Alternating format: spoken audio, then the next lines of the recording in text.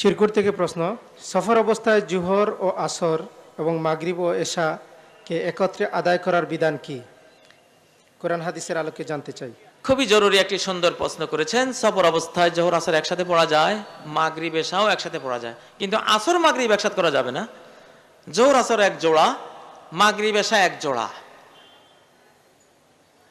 তবুক যুদ্ধের ঘটনায় রাসূল সাল্লাল্লাহু আলাইহি ওয়াসাল্লাম থেকে বর্ণিত হয়েছে, কানা ইজা ইরতাহালা বাদা আন তাজিগা শামস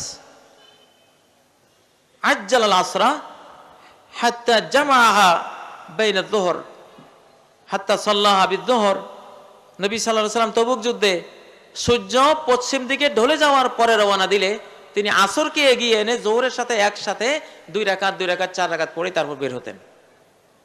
আর যদি সূর্য ঢলে যায়নি এই সময় তিনি রওনা দিয়েছেন, তখন জোহরকে এখন আর পড়তেন না। আখারা যোহরা হাত্তা ইয়াজমাআহা বাইনাল আসর, তিনি জোহরকে বিলম্বিত করে আসরের টাইমে জোহর আর আসর একসাথে পড়ে নিতেন 2 রাকাত 4 রাকাত।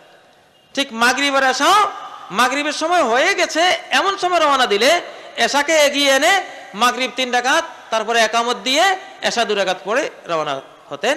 আর যদি রওনা হয়েছেন মাগরিবের সময় এখনো হয়নি, তখন মাগরিবকে আখারাল মাগরিবা, মাগরিবকে মুআক্খার করে বিলম্বিত করে এশার টাইমে নিয়ে গিয়ে মাগরিব 3 রাকাত পড়ে আজান একামত দিয়ে মাগরিব 3 রাকাত পড়ে পরে আবার একামত দিয়ে এশা 2 রাকাত পড়ে নিতেন।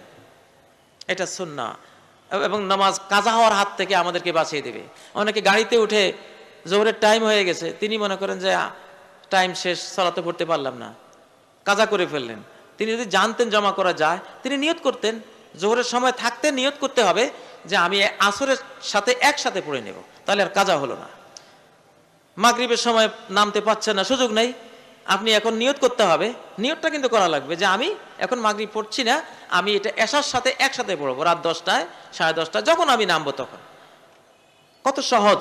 আর দ্বীন ইউসরুন, ইসলাম মানেই সহজতা। আল্লাহ তাআলা এইভাবে সহজভাবে পালন করার তৌফিক দান করুন।